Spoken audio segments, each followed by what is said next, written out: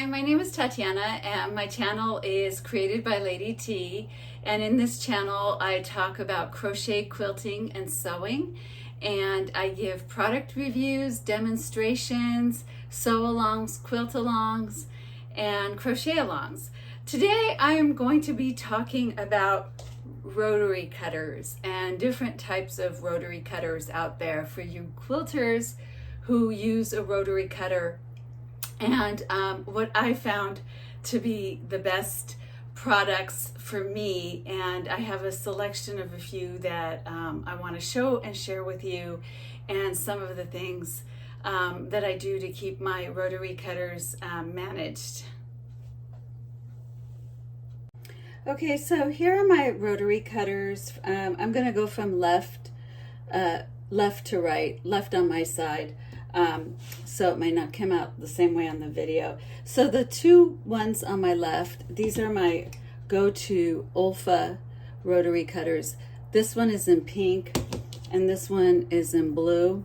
I have two, yes, because oftentimes these blades, they get dull, and I don't want to stop to change a blade in the middle of a project. So I have a spare one or several others, so that I can change the blades later. And so this is 45 millimeter size. I found that the Olfa has the most durable blades and the best way to change the blade and easiest and fastest. And these two Olfa rotary cutters I found to be my most go-to and the easiest ones to use. And so I'm recommending these as the number one rotary cutter to use. Another type of rotary cutter is, this is also made by Olfa, and it's a 60 millimeter type of a rotary cutter.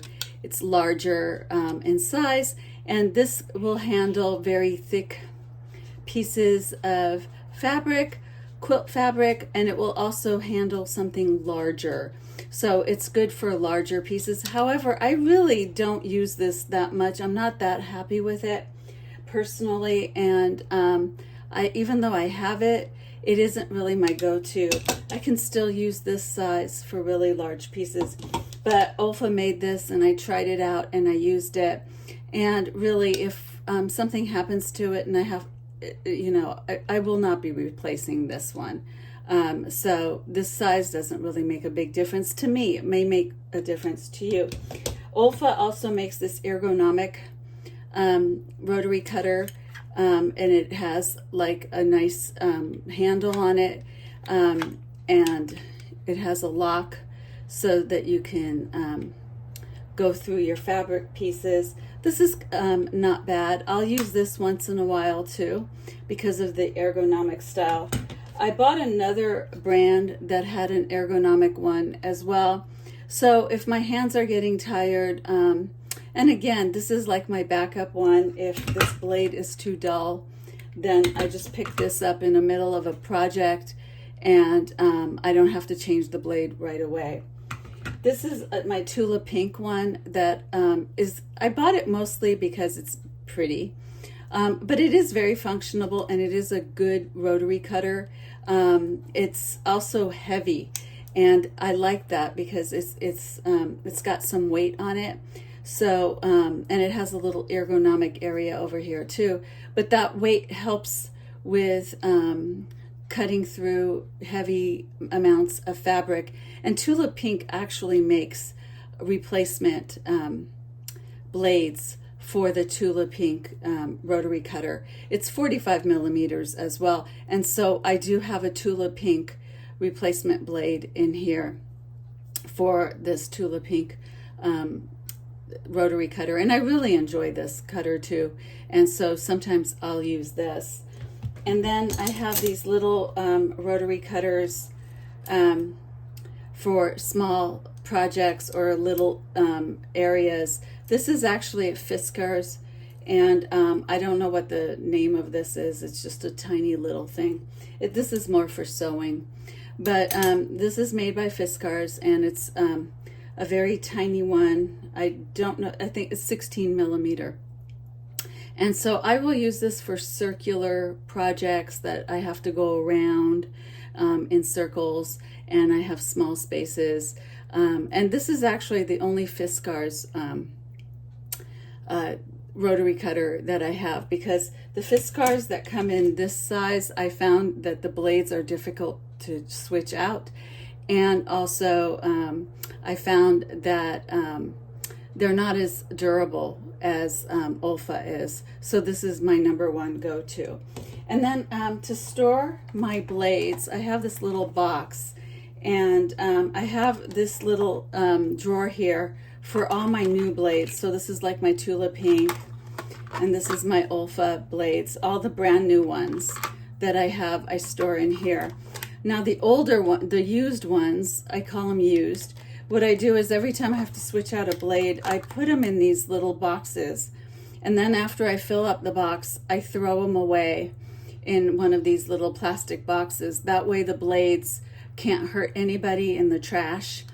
And, you know, they won't get into the wrong hands. I close them up like this, and I throw them away.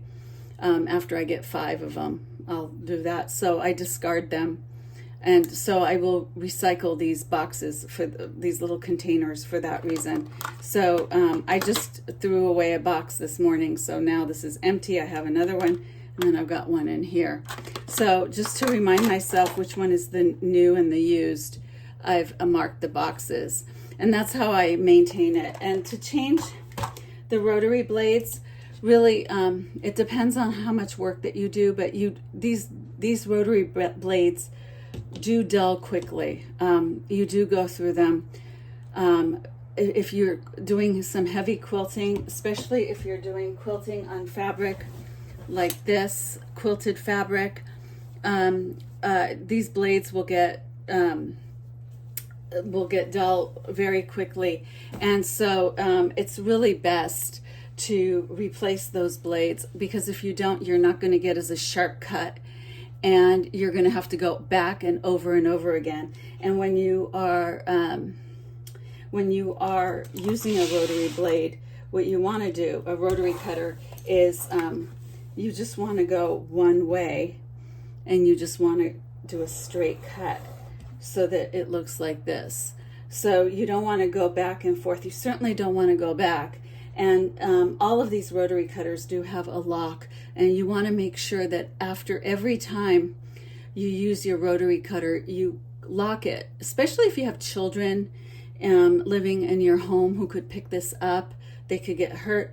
I even worry about it with my cat, because she jumps up on my sewing tables all the time, and she's always sniffing through my stuff. So it's a really good idea to make sure that your blades are locked and between projects. So these are some of the things that I do to maintain my rotary blades, and this is my collection of rotary blades that I have at the moment, and I'm very happy with them. Okay, well, that was my video for today. If you have any comments, put them in the comment section. I'd love to hear what you do when you use your rotary blades, or what kind of rotary blades you enjoy using.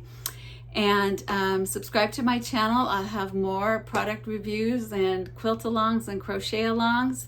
And give me a thumbs up.